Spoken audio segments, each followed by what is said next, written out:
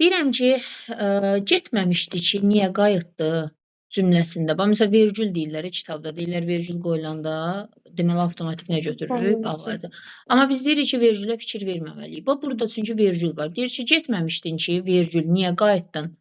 Burada indi biz bağlayıcı götürməliyik. Burada xeyr. Nə götürməliyik bəs? Getməmişdin ki. Yerinə nə qoyuruq?